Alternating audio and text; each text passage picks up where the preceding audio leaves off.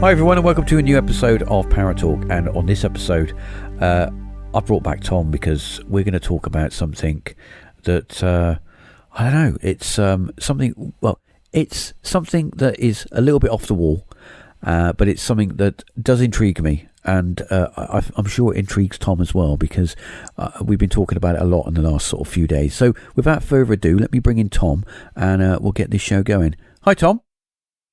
Hello, how's it going? Yeah, not bad, thanks. Good. Glad to be back again. Good. Yeah. You're always welcome, my friend. The door is always open. Yeah. Good. So anyway, how's before we run along, how's things with you? How's your life going? Oh, it's pretty good. I'm in the process of moving house at the minute, so things are a bit chaotic.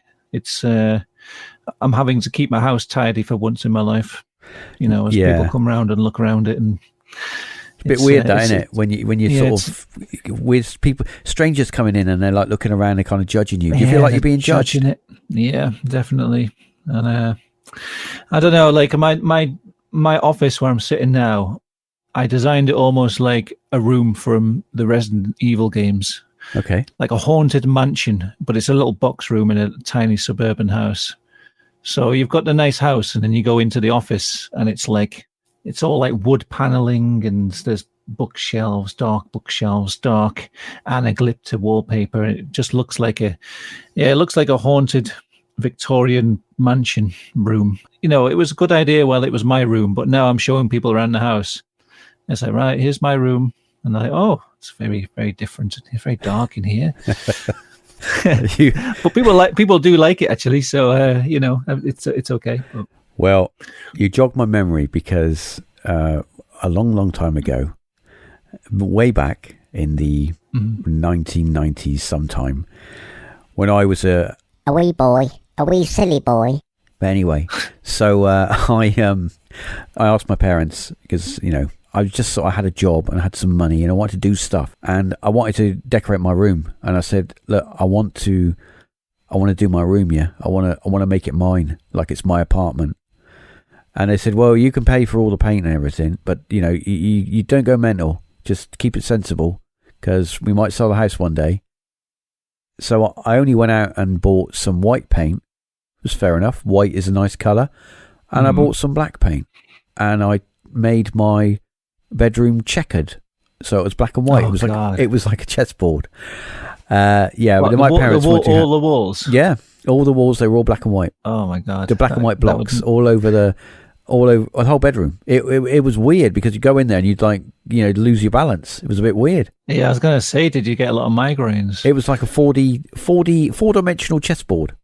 It sounds cool, but I can imagine it being disorientating. Well, the thing was, I was a mod, you know. I was really into my mod stuff, and I had my scooter and all that, and I wanted that to reflect my who I was. You know, my bedroom was a part of me. That was an expression of my angry, rebellious youth.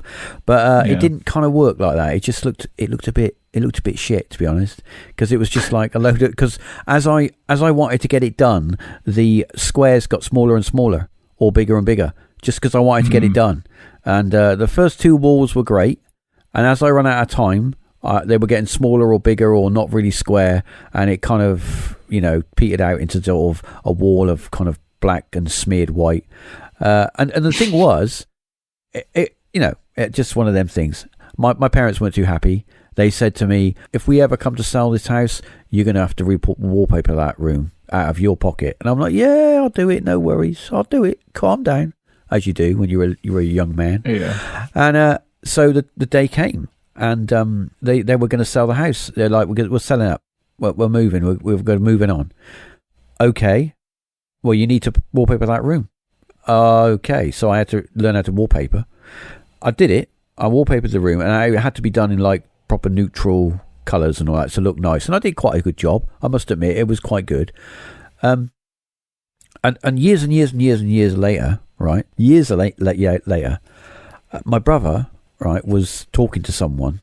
It was out one night with his mates, and they were chatting. And the guy said, "Yeah, of course, me and my missus, we just bought a house, didn't we? Just moved into a house." And my brother's like, "Oh, cool, yeah.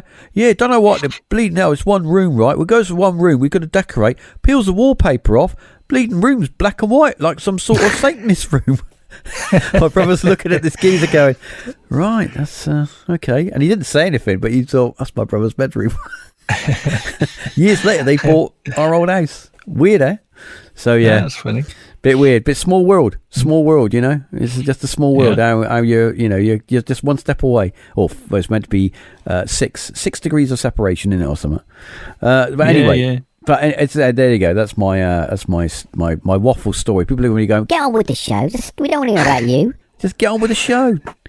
Anyway, so we're going to talk about bothies, and I suppose before we just start running off. And talking about bothies, we need to explain what bothies are. Have you got an explanation, or do you want me to explain it? Well, as far as I know, at one time they were just regular houses, weren't they? Yeah. Off in the wilderness, like farmhouses or lodges for families and farmers to live in. But they're kind of out in the sticks, aren't they? They're out in quite desolate places. Middle of nowhere. Yeah. Yeah, is it just Scotland in pretty bothies, much? I mean, there are other places that you can walkers can stay, but primarily when you talk about bothies and old stone buildings, you get a lot of them in the highlands of Scotland and the wilderness, the places where a bothy is a remade so that walkers can have a place to stay, get a bit of heat, get your head down, dry your clothes. There's not normally any electricity in them. It's all like candlelight. There are a few out there now that have got like the solar panels and stuff and the batteries, but normally it's just a clean open room where multiple people can stay. So if you're a walker and you're out for a wander and you go, "Oh, it's raining, I want to go and have my beans in the bothy," you might go in there and there might be 7 other people in there all doing their own thing, and it's all very sort of communal, but it's a safe place that you can go and just get your head down. So you're not in the elements, because obviously, you do a bit of walking. When I was younger, I used to do not a lot of walking, but we used to go out. My dad take us to places, and some of these places you go to, it's like you walk around the corner and suddenly, before you know it, you're in the middle of nowhere, and you're thinking, "Oh yeah, finally we got somewhere safe to go." So they were kind of repurposed. But originally, like you were right, they were normally small huts or cottages that were built for land workers, because in the olden days, farms and people used to work the land, and of course we don't have that anymore. I mean, it's all kind of gone. So these places, if they haven't fallen down, they've been repurposed and been made anew. Yeah, there's like some group that maintains them, isn't there? But they're generally just like old abandoned houses and buildings. That's right. They get like they get like grants and stuff to put a new roof on them, because normally with these stone built buildings, they're usually dry stone, and what happens is as the years go by, the roof collapses in, and of course there's nothing holding it up, and then of course all the thing just falls in. But they do build them back up, and you'll notice a lot of these buildings, which is a bit weird, but a lot of these buildings, they'll have the main building, which is all kind of sturdy, and then they'll have an outbuilding which is connected to the main building, which might be, I don't know, a place where they would keep animals or whatever in the olden days. That's all collapsed and fallen down. There's always one outbuilding that's collapsed and fallen down, but there's usually the main building is quite been made to look nice and stuff. People used to eke a living on the land, on a hill, in the middle of nowhere. Just think about that, as all those years ago, how desolate it is and how hard, and that's like hard work, getting up every day, like 7 days a week to, I don't know, walk your sheep or whatever you do and feed your goats or whatever it is. And, you know, and that's hard work, you know, and there's no one to help you. And you fall ill, you fall sick.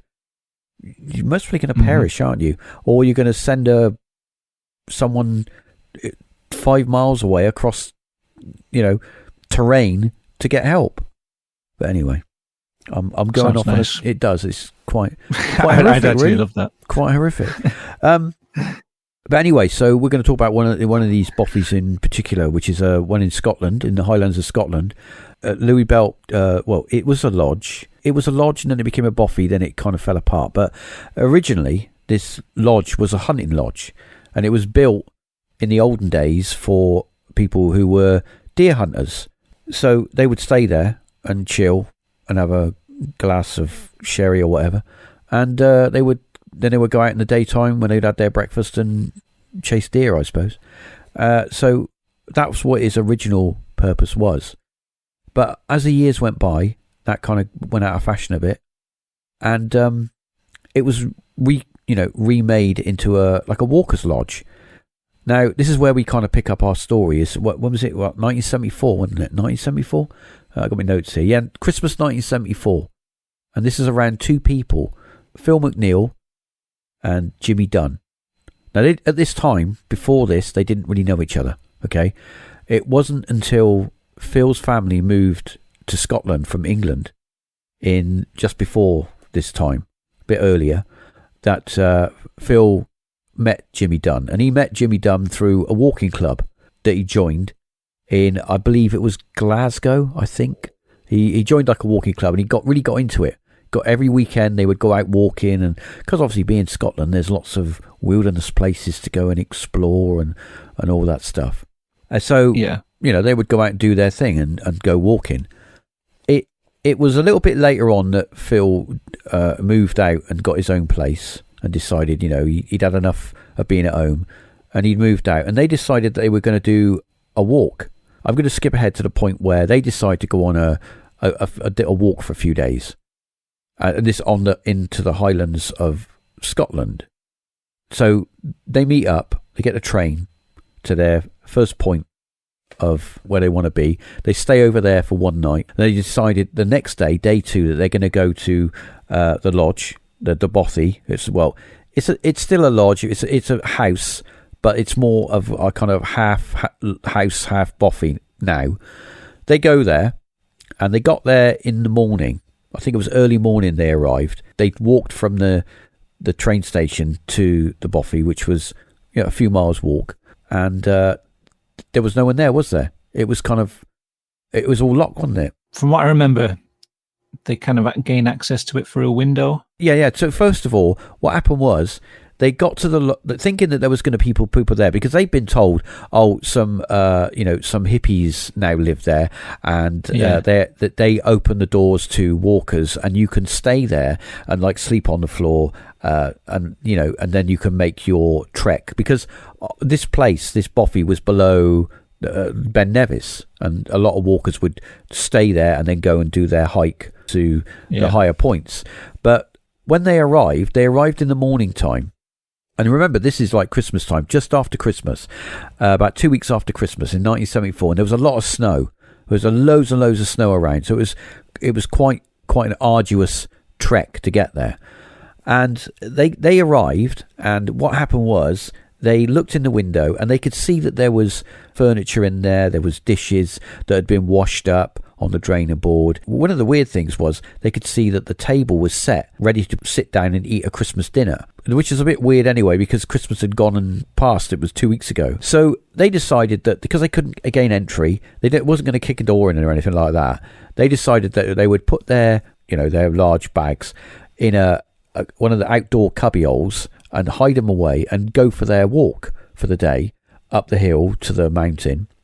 And they would come back later thinking that, maybe the people are just gone out to the shops or whatever, and they'll be back. But they thought it was a bit weird because this place is kind of in the middle of nowhere. So they went off and did their walk, and then they came back I think it was about 9 o'clock at night. So it was dark, and obviously remember the snow is everywhere. And they noticed that the building was still in darkness. So they're thinking, shit, what are we going to do? So they decided to look around the building. And this is the point where you just picked up on. They found a window area that had previously, they didn't break it, it had previously been broken. And it was covered up with like a cover, which had come away from, obviously, from moisture and stuff. So they thought, well, we're going to let ourselves in because it's, it's communal and we need to get out of this weather. We're going to just bed down in a little area. We're not going to touch anything. We're just going to chill, have our food, and then we're going to, in the morning, we'll pack up. And hopefully by then somebody might have arrived. We'll explain that we needed somewhere to stay, and then we'll just go. Because what they were worried about was a bit weird. It's like you or I coming home and finding a couple of campers in your front room, chilling. Yeah. And they weren't sure, you see, but they wanted to get out of the weather. And they're having their, sausage and beans or whatever they're having. I think it was about midnight. And they decided, well, first of all, what they did, they explored the building because they wanted to find out if anybody... they checked the house to make sure no one was there, and it was definitely completely empty. But all the rooms had stuff in them, apart from one room. And that one room was a room directly above the front room, the lounge, which they were in, which was a smaller room. And all that had in it were three things. It had an old iron bed, which was dismantled and up against the wall. It had a large rock stone-like thing, ornament, that was in the windowsill. It had olive green curtains which were drawn back, open. And they just thought, spare room, whatever, but we're going to stay downstairs. Yeah. So they come back downstairs, down the stairs, back into the front room. They have their food, sort themselves out, put their sleeping bags out and their sleeping mats. And I think it's about midnight, they decided to have a sleep. They blew the candles out, and he said after they blew the candles out, they started to hear noises from upstairs in the room directly above where they were situated, which would have been the spare room. Now, what Phil describes first of all is somebody wearing heavy boots walking around, like pacing, walking around like they're looking for something. I think it feels like the bed's moving, is it? The bed, parts of the bed. Yeah, it feels like the metal frame of the bed has been moved around. Yeah. So they hear that. And then they hear they believe was the stone on the floor being rolled around, which is bizarre. I mean, by that time I would have been packing up saying, I'm off. This is just wacky. It's like, from what I gather, it's 5 miles or more, 8 miles maybe, and over wilderness in the middle of the night in the snow. Yep. They're completely trapped in that house at that point. So there's nowhere for them to really go. Even if they wanted to pack up and get out of there, that's it. They're there for the night, whether they want to be or not. They basically led on the floor, pretty terrified, until 1 a.m. When they decided, look, we don't know what's going on up there, but it's not here. It's up there. So it sounds like someone walking around looking for stuff. We're going to go to sleep. They go to sleep. 4 a.m., they're woken up by absolute chaos. By this time, the noise isn't upstairs. It's in the same room that they're in. They're in pitch black. They got no light. Their candles are blown out.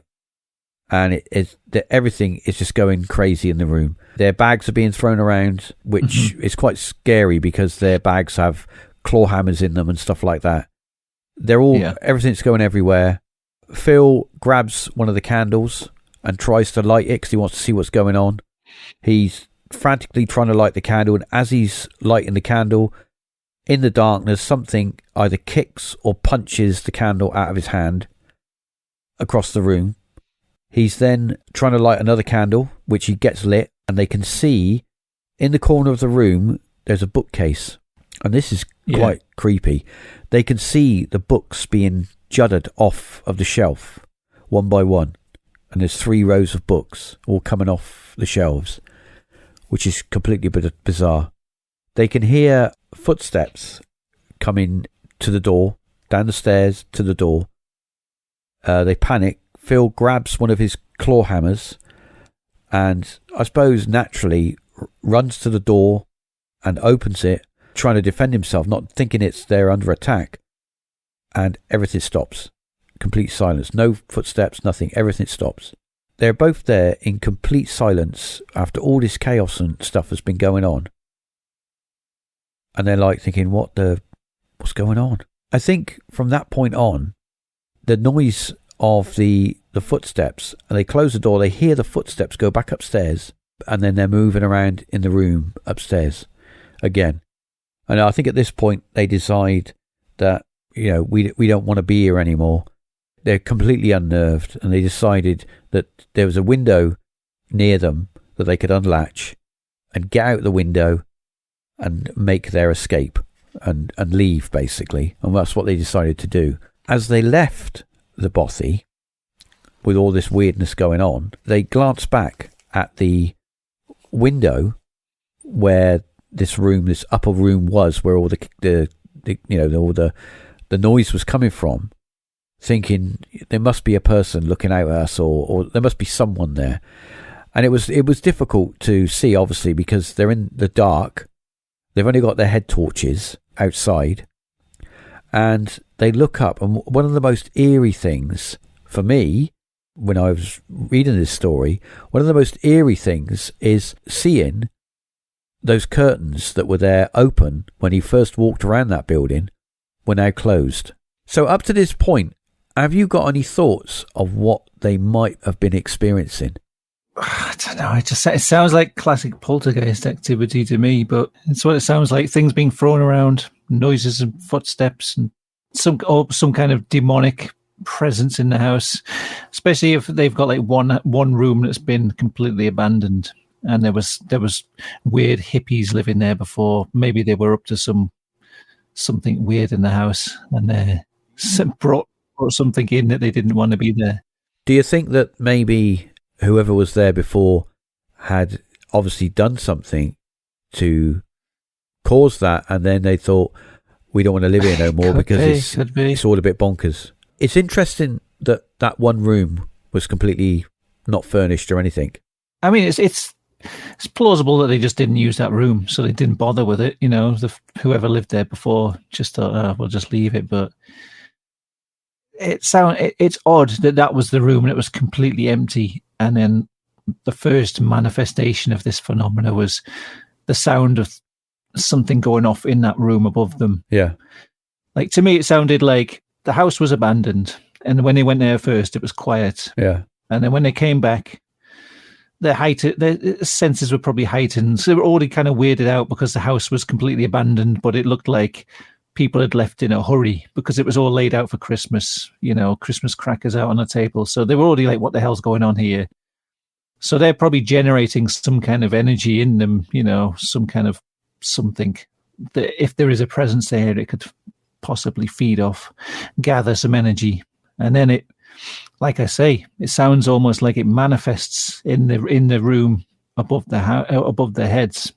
And that happens to be the abandoned room. So it sounds like there's something weird going on in that room itself.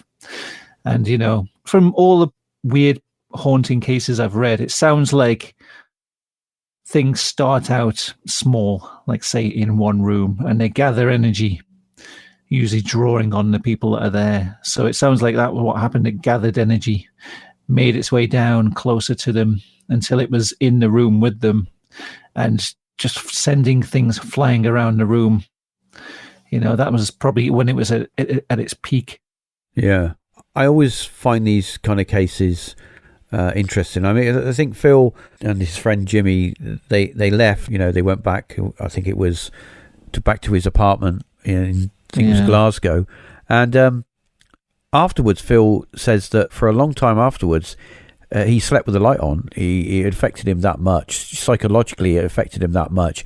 And also, he always felt, for a good few months afterwards, that he always felt like he was being followed. So that's like a classic kind of attachment, isn't it? Yeah. Or, I mean, it might, like I say, with it manifesting in a certain room, it might not be that. It might be that it's a haunting that was would always be attached to him in particular. You know what I mean? Yeah. Because especially with poltergeist cases, they say they manifest from a person, from a single person most of the time, doesn't it? It's like, I've heard of cases where people move from one place to the other, but the haunting follows them, and it's almost like one single person is actually manifesting these things. It's not the place which is haunted.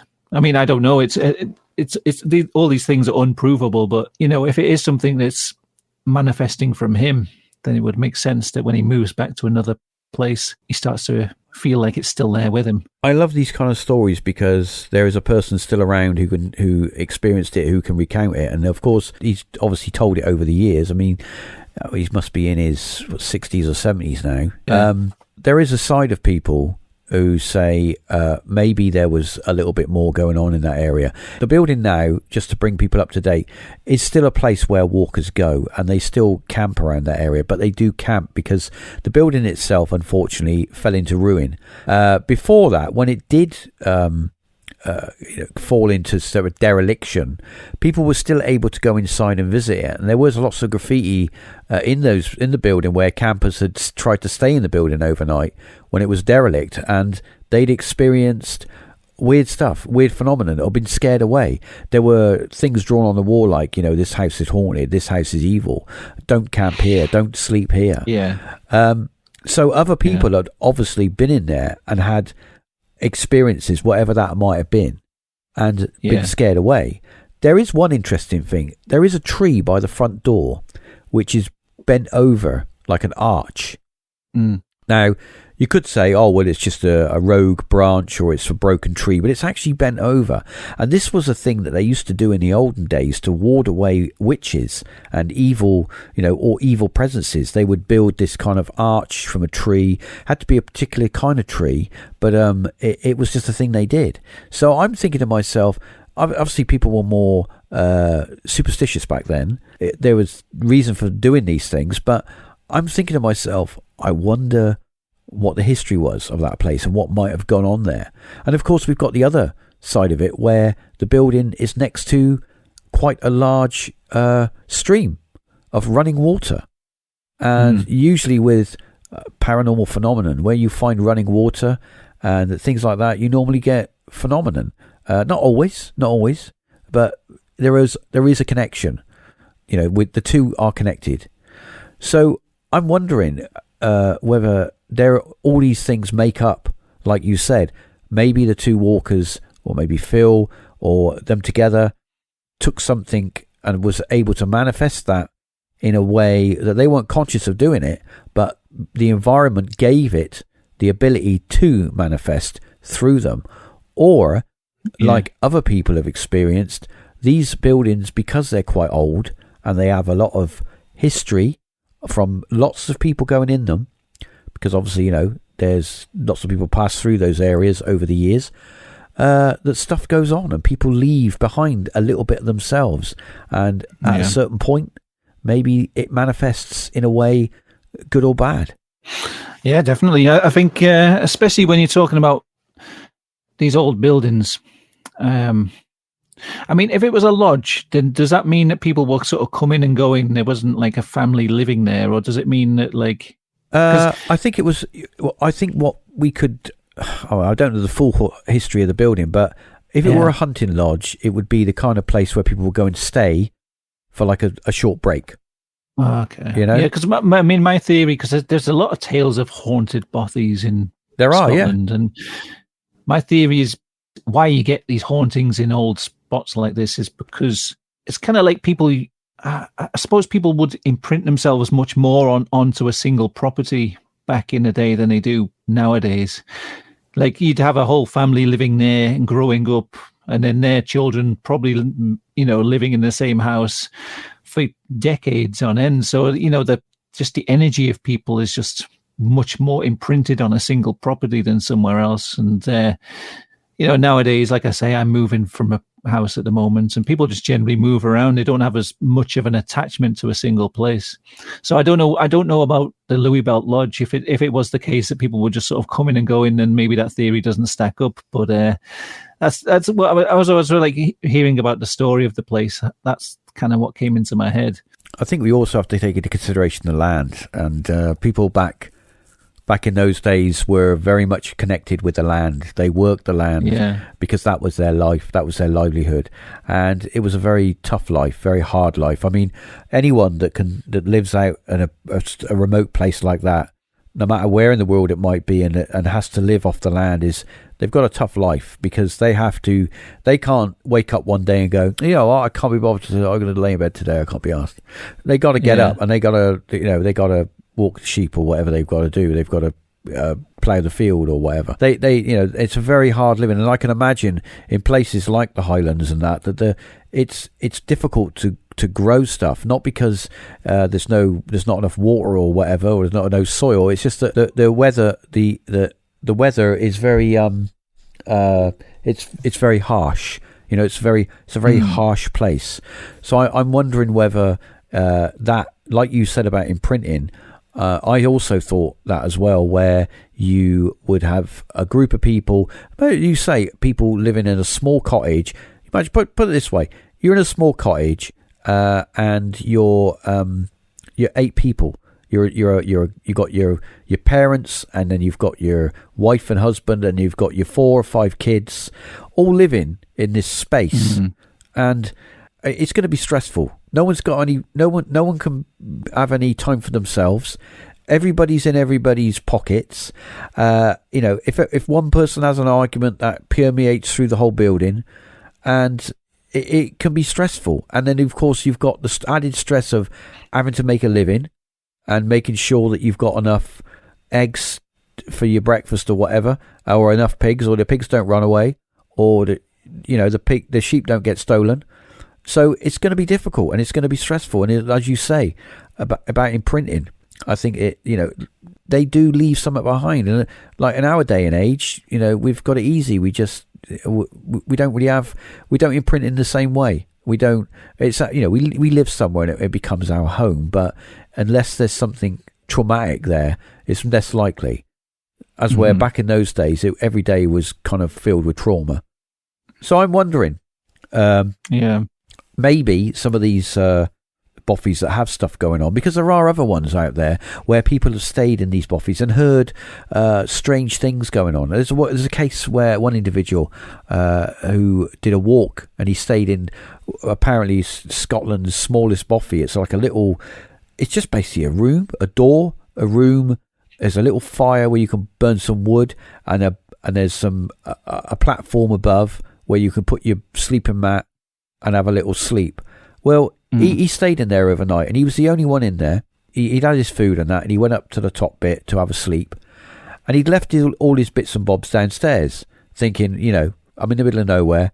The likelihood of someone else coming in the middle of the night is not likely, so I'm going to go leave all my stuff down there. And he was woken up early in the morning, and he could hear something downstairs moving around, moving his stuff around, and it moved the food and stuff that he'd left out. And he thought to himself, well, it's one of two things. It's like a little mouse collecting some food or whatever, or there's someone down there, and they're trying to steal my bits. But he was like, he didn't know, he just stayed where he was. When he woke up in the morning, climbed down to the thing, to the area the living area, all his stuff was still there. None of it had been touched or anything. The door was still closed. It was all latched up. Because that's another thing. He didn't hear the door unlatch. He didn't hear anyone come in. He thought, well, obviously it was like a little mouse or something that had come in and looking for food. So he thought that obviously there's going to be some evidence, some of these packets of food, these energy bars and stuff, are going to be eaten. Nothing was touched. And so that's completely baffling. What was that? I know it could have been a little mouse having a walk around. It could have been the fire cooling down.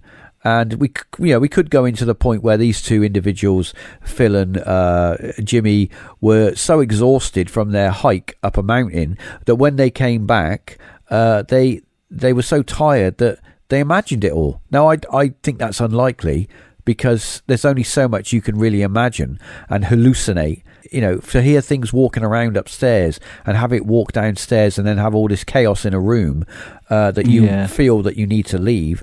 What's your feelings on that? I mean, I think it's unlikely. Well, yeah, I mean, if it was just sounds, I feel like, because these places are so dark, it's just at night. It's just pitch black. Like it's there's no ambient light from anything in the area, so it's just completely pitch black. So you can imagine a situation where you're a bit weirded out. You're in a unusual place, and you'll hear a noise, and your brain will amplify it massively. So it could be a mouse or a rat bumping around in one of the rooms, in between the floorboards or something, and it sounds like someone walking around. I can totally believe that. So if it was just a story of someone hearing a bit of knocking and walking around, I do think sometimes it could just be, like I said, a brain amplifying noises. But when you're talking about things flying around the room in front of your eyes, then that's a bit harder to explain, really. I don't know what's going on there. Yeah, I've heard a few cases of people. I've read 2 separate stories from 2 separate bothies where people have been staying there. It's in the middle of nowhere. There's no one around, and then they hear someone walking up towards the bothy. They'll hear like footsteps outside. They'll look out the window, no one there, and then the door will be locked from the outside. Like they'll hear the latch or whatever it is. I think it's like a little it's like a steel beam that goes down that locks the doors from the outside. Yeah. They'll hear someone putting that down and locking the door, but there'll be no one out there. And they'll try the door and it'll be locked. And they've got to like climb out a window to get out the building. I've read 2 different stories from 2 different bothies where that sort of situation happens. So, I mean, that's not a mouse walking around, is it? There's one story where a group of individuals arrived at a bothy, and they were making some food. It was in the daytime, and they saw an individual dressed in, which made him look a bit weird, because when they saw him, he looked like he was a sheep herder or somebody who worked the land, but he was dressed in old worldy clothes, like old fashioned clothes, like they would wear 100 years ago. And they watched him walk down off the hill and walk towards the bothy, and they thought, oh, maybe we shouldn't be here. Maybe he's going to come and say, you shouldn't be here, or whatever, or stay away from my sheep or whatever. And they watched him walk up to the edge of the fence, the gated area, and then he vanished. He was gone. And this is like open land. This is like they can see for literally you can see for miles, all around in all directions. And there was no one there. And yet they could clearly see an individual. And this has happened not just in one place. Other people have witnessed this as well. So, I mean, definitely there's weird stuff that goes on in these places. And I go back to my thought process where it's the land, it's the environment that is in some way charging or giving energy to these manifestations. And I think that we are part of that key where we are a receptor in a way. We're like a receiver, an aerial, and as if all of the other components are in place, we are able to tune in and either see something that's happened previously or connect with something where we can, see something of the past or whatever. I think there is a possibility for that. But as I say, it's all speculation. There's no real proof, but there's a lot of people out there that go on these walking trips and do hikes and stuff, and they experience weird stuff. We're coming to the end of this episode now. I wanted to get your final thoughts on what do you think of, I mean, because Phil did go back years later. He went back, and obviously the place is a ruin now. And he didn't have, something did happen. Something fell down. But I think that is basically because the building was quite old and it's a ruin. There's no roof on it anymore. It's just 4 walls. Yeah. And he nothing really apart from that happened to him. He said he felt a bit weird going back, but obviously you would feel a bit weird. What are your final thoughts on this? Do you? I think that I mean, personally, I think the guys, they did experience something. I don't know what it is they experienced, but I think they did experience something. But yeah, he goes back a few times, doesn't he? And it sounds like over time, the phenomena sort of fades away. It gets less and less. Yeah. He starts to experience like slightly less, and then one time he goes back and it's completely abandoned, and the roof's all caved in and stuff like that. But yeah, he sounds genuine from listening to him. I'll admit, at the beginning, as he was telling the story, the part where he's in the room and things are flying around all over the place, to me that sounded too cinematic almost. Like I kind of thought it's a bit because I always think when people are telling ghost stories, a lot of time, if they're fake, they go really over the top with the trying to make them scary and things flying around the room over your heads, knives and hammers and things, and being scared for your life. It sounded a bit too over the top for me. But as it goes into his story more, it's the fact that it sort of diminishes. He goes back again, and like not much happens, or maybe just like a little thing happens, but nothing really too interesting. I feel like if he was really making it up, he would keep the story going. He wouldn't just sort of have it peter out and get less interesting over time, if that makes sense. Yeah, but I mean, it goes. The fact that like there was graffiti at the house sort of sounds like other people experienced things. So it goes against my idea that it might have been attached to him solely as a person. It sounds like it was there at the house and other people went there, and I don't know. Well, maybe it could be, as I touched on earlier, it could be that certain individuals who go there, if they're wired the right way, they could experience similar to what Phil and his friend experienced.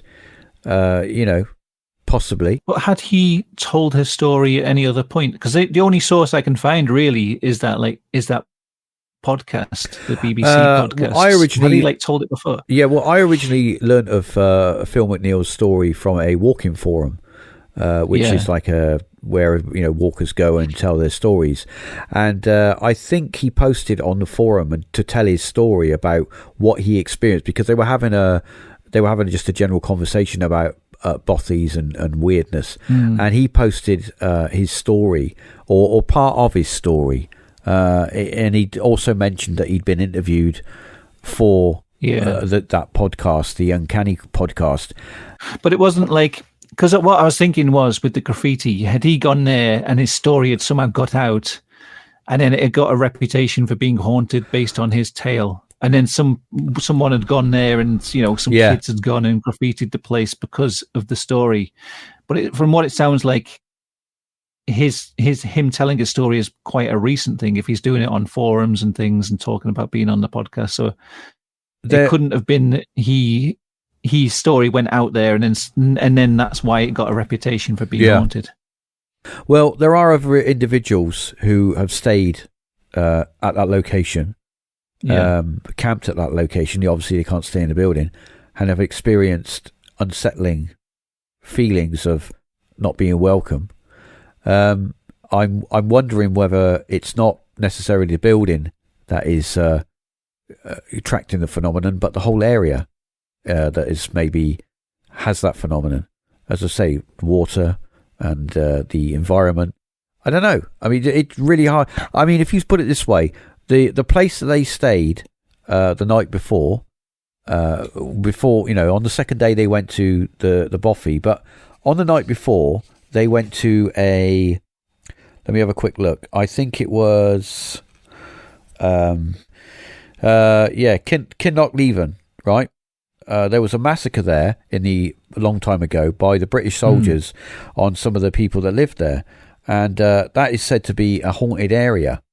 Now, they stayed there the night before on their way to, the area that they wanted to go. So there's a lot of stuff that's gone on in that region in the years that have gone on previous. So I'm thinking that we don't know what happened in that area. Something might have happened there in the distant past where the whole area is affected, and maybe what they're hearing. Something walking around, stomping about, and coming down the stairs and all that. Maybe that isn't actually a ghost with clogs on, but that's a manifestation or an interpretation of our minds tuning into something, and that's the way that we understand it. What is interesting is that both of them heard the same thing. So whatever it was that was happening at that time that they were both processing as somebody stomping around. And what you said before about it, the running water and that association with the paranormal. Yeah. One of the times, don't you hear like it was almost as if it sounds like someone dragging a bag of gravel from the water up towards the cottage. Yeah, I forgot to mention that. That's right. That's like correct. one of the times they go back, and they drag it to the house, and they hear it being dragged away as well, didn't they? But there's nothing outside. No. But it sounds like a massive bag of gravel being dragged along the ground. From the river towards the house. And that would tell you that something is, something's being possibly replayed from the past, and that something happened there. Something, whatever it might have been, who knows? I mean, back in those days, things weren't really documented, unless you told someone. What would that be? What could that possibly be? I don't know. A body? Could be. I mean, could it not be like something more elemental, maybe not a physical bag of gravel being moved, but something of the earth, some kind of elemental nature spirit in the area, something to do with the rocks and the water, and it's sort of dragging itself towards the house. It's creepy. It's really, really weird. So I'm going to ask you, right? If there was a haunted bothy, right, up on the hill, like 20, you had to walk 20 miles to get there, and all you could have was what was on your back. Would you? And then everyone else has been there, has had weird stuff. Would you stay there? Yeah, I'd go for it. And you'd have to. There's a few places I want to visit. You have to stay there all night. You can't leave. I'll lock you in. I doubt I would experience anything staying somewhere like that, apart from maybe noises. But like I say, I would probably assume it was like things being amplified in my head. I think I would stay there. Yeah, I'd be interested too. One of the scariest things I think you could experience is being in somewhere like that, right, and hearing someone outside walking around, and knowing that bothy door is open. Yeah, that's creepy. One of the scariest ones I really want to go there. The scariest ones I've heard is, I don't know if it was a bothy, but it's like an abandoned cottage in Scotland. Yeah, I think it's Sandwood Bay, something like that. Apparently, it was a place where there was loads of shipwrecks in the past. Okay, yeah. There's an abandoned cottage there, and apparently people who have camped within the cottage, or even when people who stayed there when it was still quite built up, they would hear a knock on the window, and they would look, and there'd be a sailor looking in through the window at them. And apparently back in the day, when people actually lived in the cottage, they reported a haunting where they would go down to the beach to gather driftwood. Yeah. And they would see the apparition of an old sailor. He looked like a captain. They said he had like brass buttons and a hat on, and he would come up and say, "That's mine," like the driftwood, as if it was like part of his ship. And then he would disappear off into the fog and vanish. But apparently the ruins of the cottage are still there. I'd love to go and find it and stay there. But I think I'd be terrified, but I would like to try. Yeah, it sounds pretty terrifying, especially if somebody was like looking at me through the window, and it looked like, that would be a bit creepy. But yeah, I love all those kind of stories where that kind of lore where you don't know, you just have to go and see if you experience something. I think my main worry about going to a place like that is I'm not like, I'm not an experienced walker. So if it's really out in the remote wilderness, I'd be more afraid of coming to. I watch a lot of videos of people going missing in the wilderness and dying. And I think that'd be more likely that I'd be scared of that, like getting killed from my own misfortune rather than a ghost. Yeah, I think something did definitely happen there. There you have it. Another head scratching episode, and I'm wondering if any of the listeners have got any feedback. Make sure you add it in the comments, because I do find this fascinating, and maybe we'll touch on another episode of some of these bothies around the country in a later episode, because they are fascinating. But anyway, Tom, what are you going to be up to? How's your gaming going and stuff? Gaming's going all right, yeah. Just same thing, streaming on Twitch, doing a bit of gaming on YouTube. I got a new video almost ready for the main channel, which is a very unusual possibly an alien encounter, something that happened in the 70s in Argentina, which I found. It's got three separate witnesses saw pretty much the same thing, but it's such a bizarre case that I still don't know what to make of it, but I've dug it's not way the monkey into in the tree, is it? Video, so. Watching football.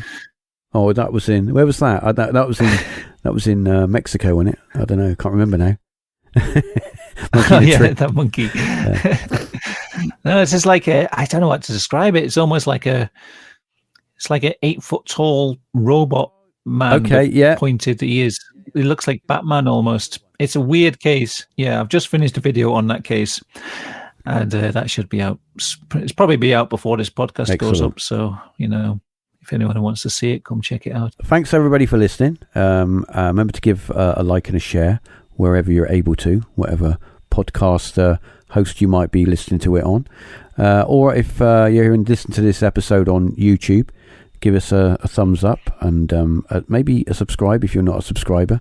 It's actually quite surprising how many people listen to episodes that aren't actually subscribed. So hit the subscribe button, because it all helps, and it's free. It don't cost nothing. And until next time, remember to check out Tom's videos as well, because he does some really out there quality stuff, quality content. Thanks for listening, and thanks for joining me, Tom, on this episode. No worries. And until next time, catch you soon.